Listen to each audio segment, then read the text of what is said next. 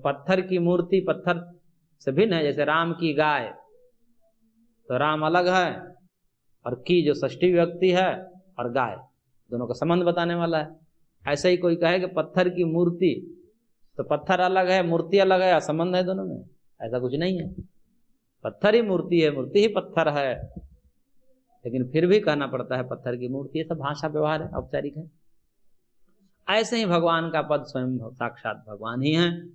उस भगवान के परम पद को खोज करनी चाहिए, जहां पर जाने के बाद, जिस पद को प्राप्त करने के बाद भूया न निवर्तन्ते, और जन्म नहीं लेना पड़ता, वहां से लौटना नहीं पड़ता, फिर संसार में आना नहीं पड़ता, फिर दुख सागर में, भव सागर में आना नहीं पड़ता।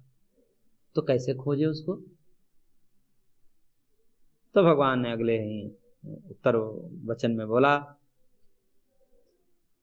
कि यतः पुराणी प्रवृत्ति प्रसिता तम एव आद्यम पुरुषम प्रपद्ये। ऐसा सोचना चाहिए सबको कि जिस आदि पुरुष से, आदि पुरुष कौन है? भगवान ही है, क्योंकि सृष्टि के भी आदि में वही रहते हैं।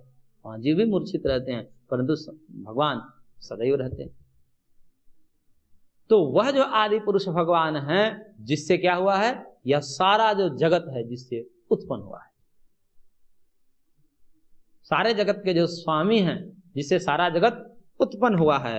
यतः पुरानी प्रवृत्ति, ये जो पुरातन सनातन संसार रूपी जो वृक्ष है, जिससे प्रवृत्त होकर के प्रसिता फैली हुई है। कहां तक फैली हुई है? अनंत कोटि ब्रह्मांड के रूप में फैली हुई है। तो इस सृष्टि जिससे उत्पन्न हुई है, उस उत्पन्न करने वाले जो आदि कर्ता हैं, आदि मूल हैं, जो आदि पुरुष हैं, उसके हम शरणागत हैं। शरणम प्रपद्ये, शरणागत हो जाएं कि हम उनके शरण में हैं। और हमारा मालिक कैसा है? अखिल कोटि ब्रह्मांड नायक हैं। किसी एक व्यक्ति का कोई संबंधी पुलिस में हो जाता है, तो उसी का रौब दिखाने लगता है व्यक्ति कि मेरे फला संबंधी पुलिस में है, अब हमको डराओगे तुम। उतने से ही उसकी जो है अहमता ममता जागृत हो जाती है, और फिर डराता है, दुश्मनों को डराता है। तो जब हम यह समझ जाएं कि हम किसके शरण में हैं, अनंत कोटि ब्रह्मांड नायक परमेश्वर, जो परात्पर ब्रह्म परमात्मा पुरुषोत्तम हैं, उन्हीं के हम शरणागत हैं, वही हमारे अपने हैं, उन्हीं के पुत्र हैं, वो हमारे बाप हैं। तो ये जो काम क्रोध लोभ आदि जो शत्रु हैं, चाहे कितनी भी वासनाएं गहरी क्यों न हो, वो डर जाएंगे कि नहीं डर जाएंगे? तो जैसे सामान्य व्यक्ति एक ताकतवर व्यक्ति को दिखा करके, सुना करके और उसको डरा देता है, ऐसे ही एक साधक भगवत भक्त भगवान के आश्रय पा करके इन काम क्रोध आदि जितने भी शत्रु हैं, इनको डरा देता है। लेकिन जब तक भगवान का आलम्बन नहीं होगा, भगवान की भक्ति नहीं होगा, तो भक्ति के अभाव में, भगवान के शरणागति के अभाव में, अपने बल से तो फिर हारना ही पड़ता है। ये काम क्रोध आदि जो है, यदि हम अपने ही बल से इसको जीत लिए होते, अब तो को जीत लिए होते, भगवान की आवश्यकता ही क्यों हो? लेकिन नहीं जीत पाए, इसलिए तो इस मार्ग की खोज की गई है कि अपने बल से नहीं जीत पाए, अभी तक नहीं जीत पाए, तब आगे क्या जीतेंगे? अनादिकाल से तो जीत नहीं पाए।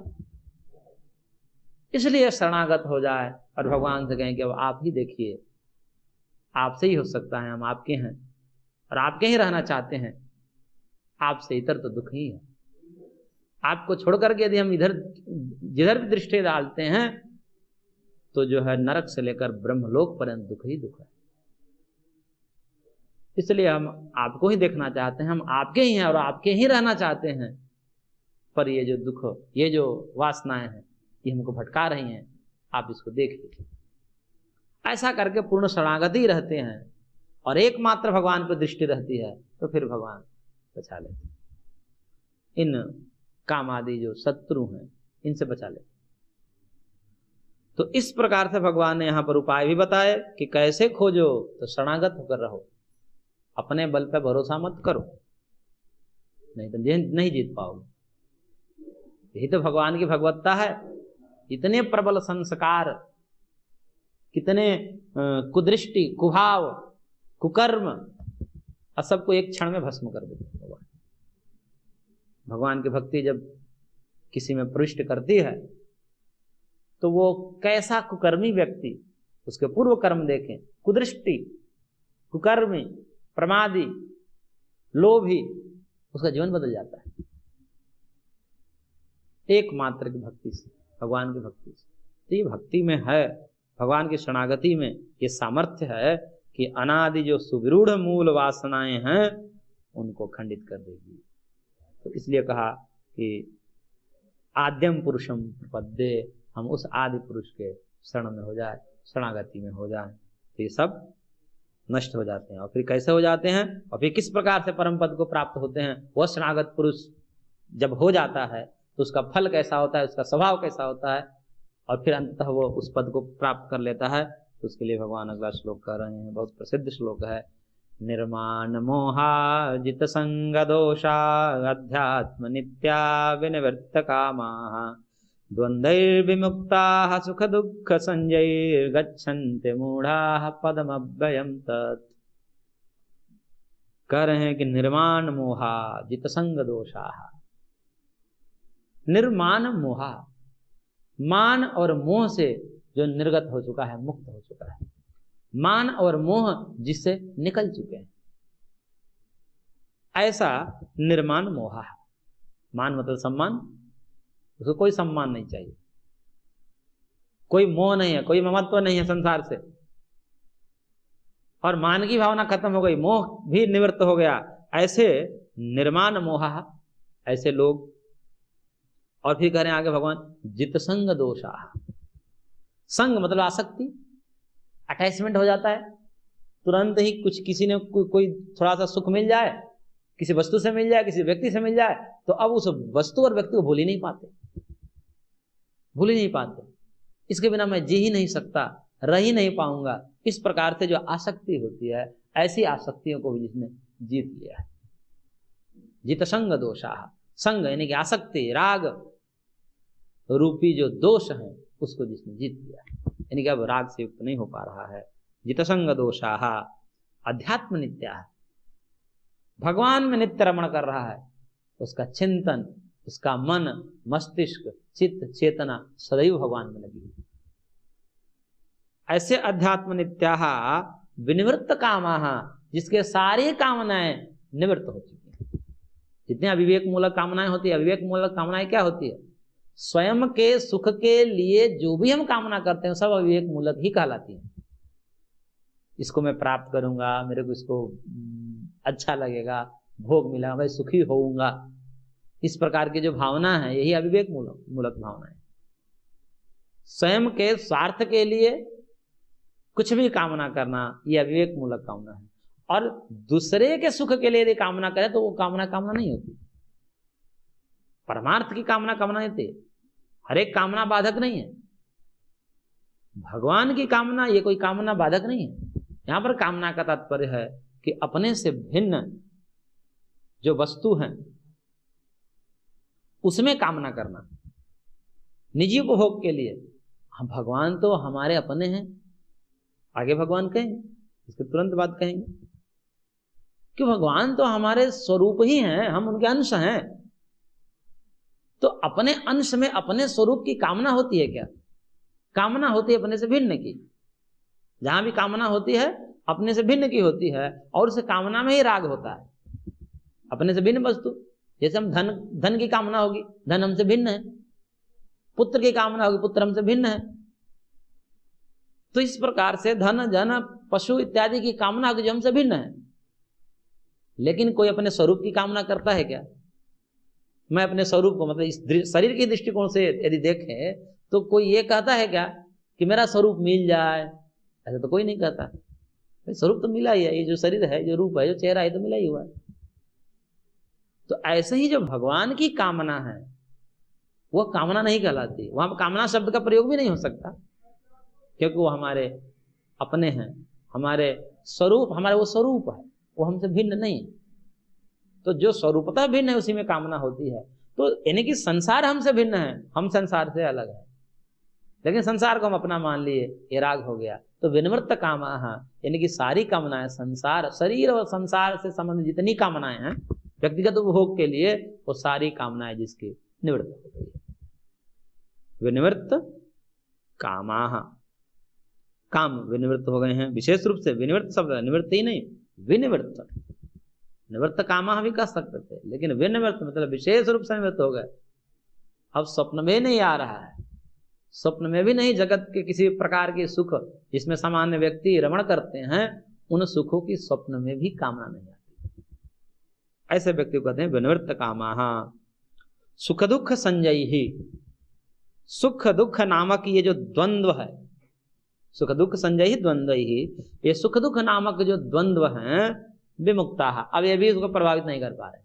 नहीं तो व्यक्ति सुख में उछलने लगता है, दुख में रोने लगता है, सुख और दुख उसको प्रभावित नहीं कर पा रहे।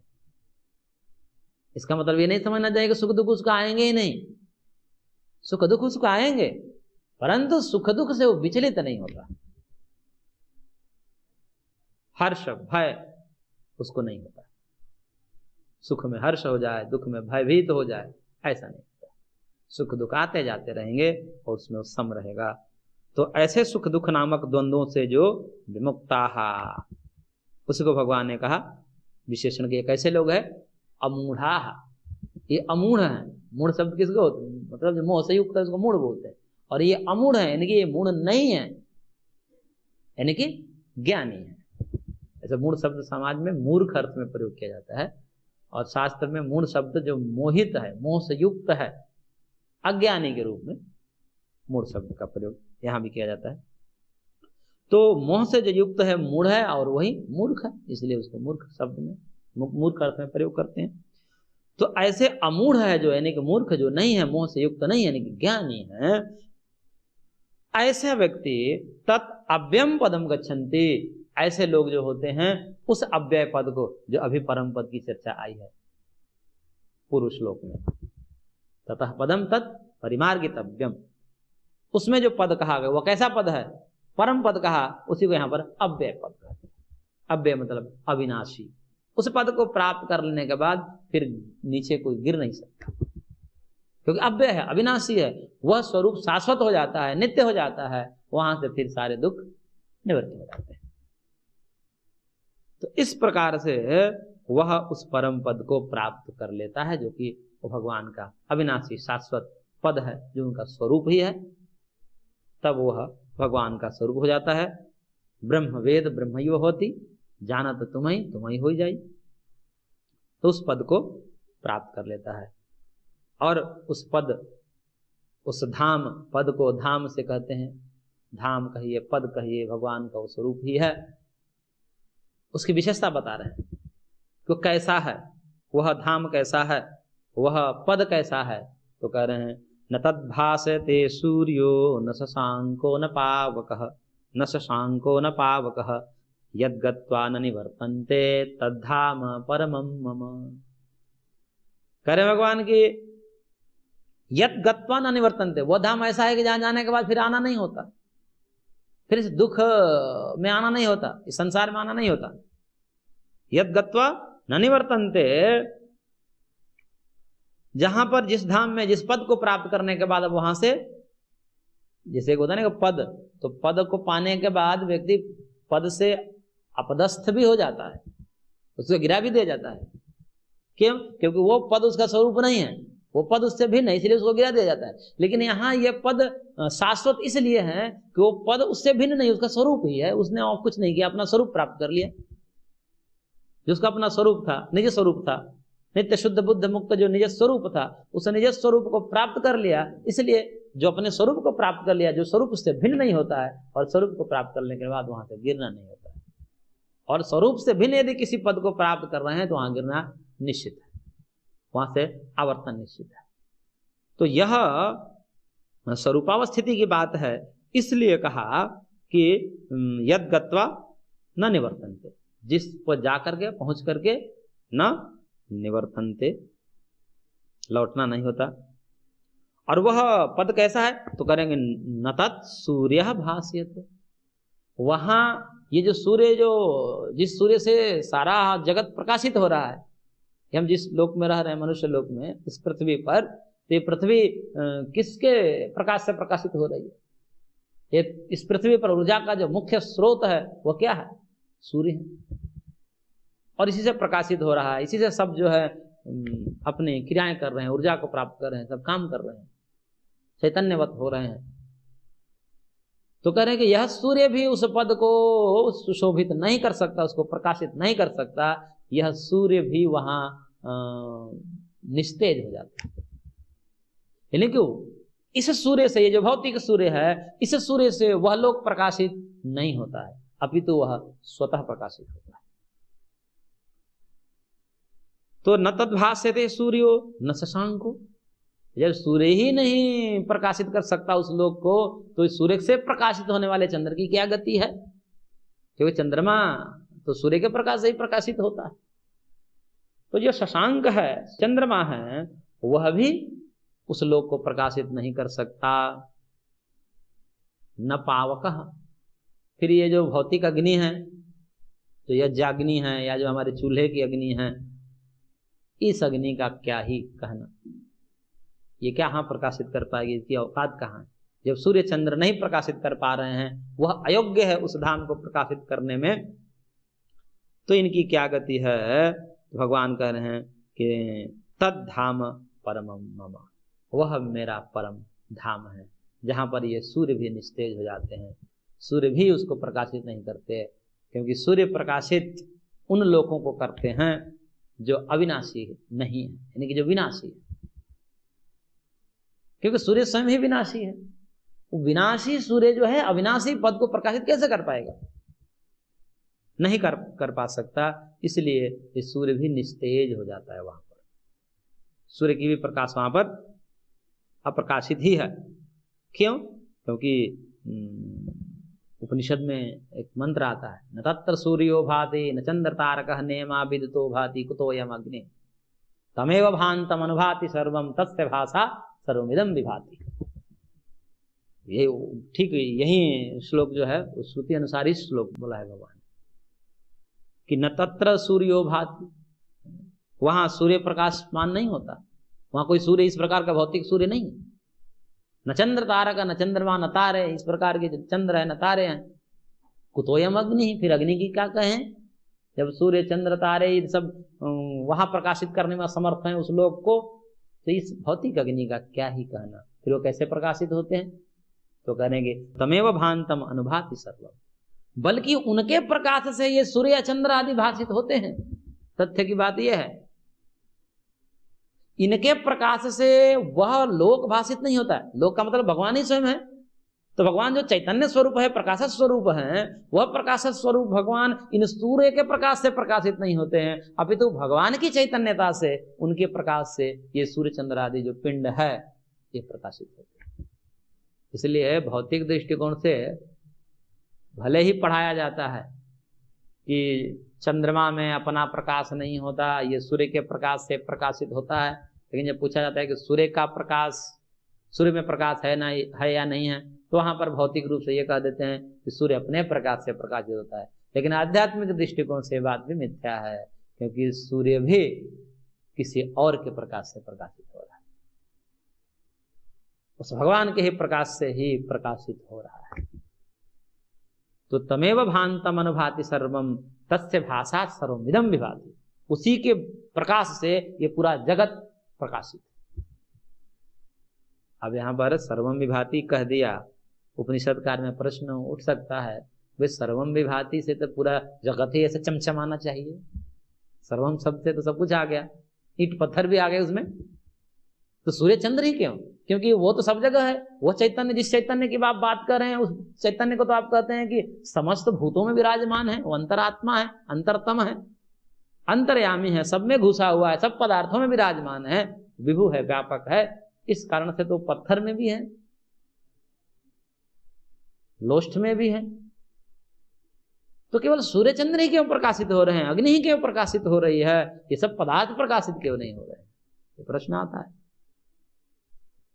तब वहां पर ये कहना पड़ता है कि देखिए परमात्मा तो सब जगह है, लेकिन परमात्मा का प्रकाश जो है वहीं प्रकाशित होगा जहां सत्व का उद्रेक होगा, क्योंकि सत्व प्रकाशक होता है। सत्व प्रकाशक का मतलब प्रकाश कराने में सहयोगी होता है। प्रकाश तो भगवान का ही है मूल रूप से, और भगवान के ही प्रकाश यानी कि ज्ञान को सत्व का ज्ञान कह दिया जाता है। वह जो सत्व होता है वह जैसे कि ट्रांसपेरेंट होता है, जैसे होता है ना कि एक शीशा ग्लास है, वह प्रकाश को रोक नहीं पाता, वो बाहर फेंक देता है, जाने देता है, आने देता है।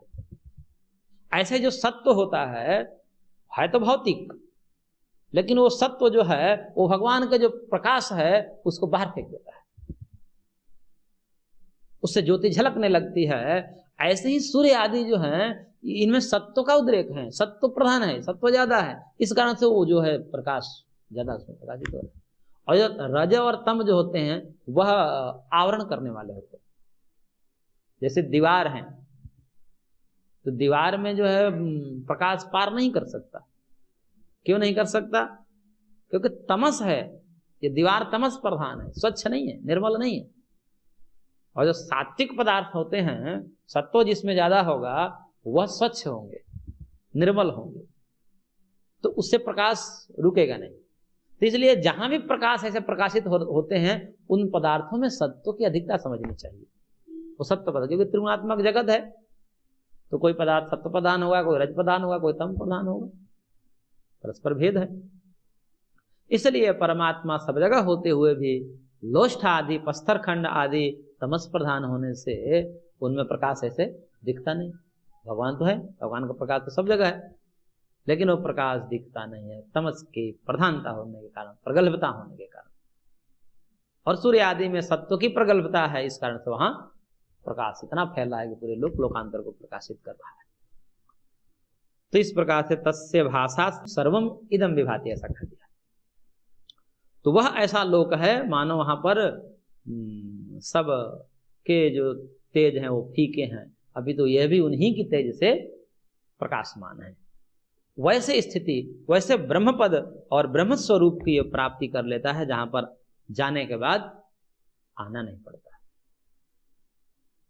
तो अब कह रहे हैं, प्रश्न ये उठ सकता है कि आपने कहा गत्वा, जाकर, गत्वा न निवर्तन्ते, जहां जाने के बाद आवर्तन नहीं होता, तो वह कौन सा ऐसा, हमें तो ऐसा कोई पद दिखाई नहीं दिया इस लोक में जो गति हो और वहां से गति पूर्वक प्राप्ति हो और फिर उसका वियोग न हुआ हो।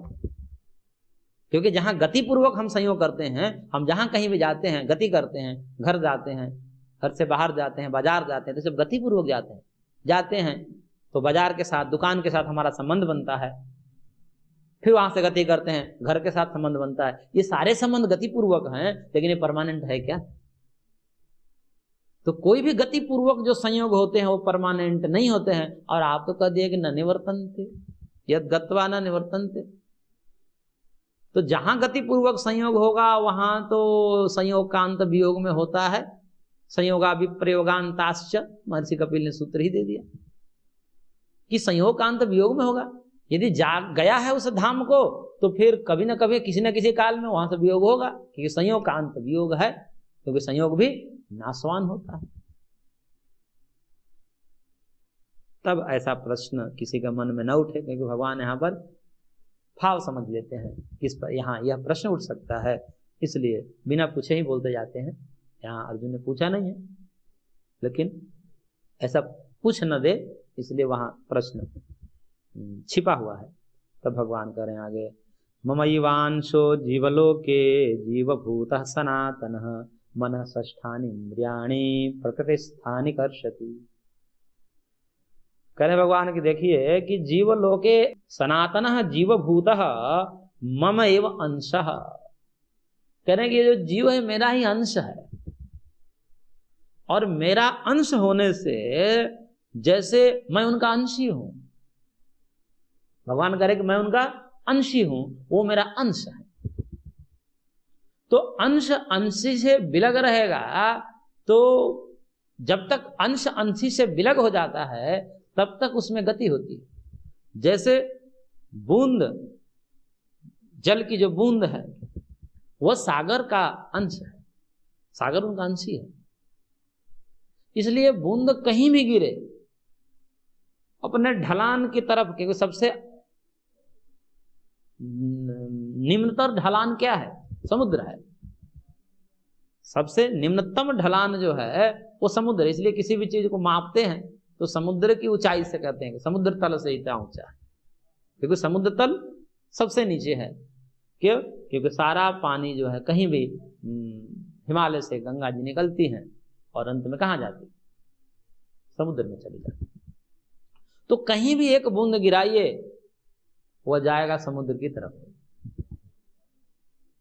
तो इसलिए वह जल जो अंशी समुद्र का अंश है वह तब तक गति करता रहेगा, गंगा जी तब तक चलती रहेंगी जब तक अपने अंशी समुद्र को प्राप्त न करेगी। और समुद्र रूपी अंशी को प्राप्त करने के बाद गंगा जी शांत हो जाती है। क्यों? क्योंकि अपने स्वरूप को प्राप्त कर ली। अपने अंशी से भिन्न थी इसलिए उथल पुथल मचाती हैं। जब अपने अंशी से कोई भिन्न हो जाता है तो वो तबाह हो जाता है, परेशान हो जाता है, गतिशील हो जाता है। तो इसलिए जो है उस अभिन्न स्वरूप अपने परमात्मा से वह अलग नहीं हो पाता। अब कई लोग इसमें प्रश्न उठाते हैं कि जीव भगवान का अंश कैसे हो सकता है? भगवान तो आनंद स्वरूप है, जीव तो आनंद को खोजता है, वो अलग है। तो अंश अंशी में भेद होता है, ये भी समझना चाहिए। अंश स्वरूपतः अपने अंशी के जैसा नहीं होता। जैसे समुद्र और बूंद ये दोनों में अंशांशी भाव संबंध है, लेकिन समुद्र और बूंद में अंतर है। कुछ समानताएं भी है और कुछ भिन्नताएं भी है। समानताएं इसलिए है कि उस समुद्र से बूंद निकालेंगे तो भी लवणमय होगा, नमकीन होगा, और समुद्र भी नमकीन होगा। लेकिन अंतर यह होगा कि बूंद प्रलय नहीं मचा सकता, लेकिन समुद्र प्रलय मचा सकता है। बूंद में तरंग नहीं आ सकती, लेकिन समुद्र में तरंग आ सकती है। इसलिए भेद भी है। इसलिए अंश और अंशी में स्वरूपतः अभेद हो ये कोई जरूरी नहीं है। अंशांशी भाव होते हुए भेद भी होता है, अभेद भी होता है। इस प्रकार से दोनों होता है। इसको जो है शास्त्र में अनेक प्रकार से बताया है, उसको हम और आगे विस्तार करेंगे। आज की कक्षा को हम यहीं पर विराम देते हैं। शेष अगले अंक में।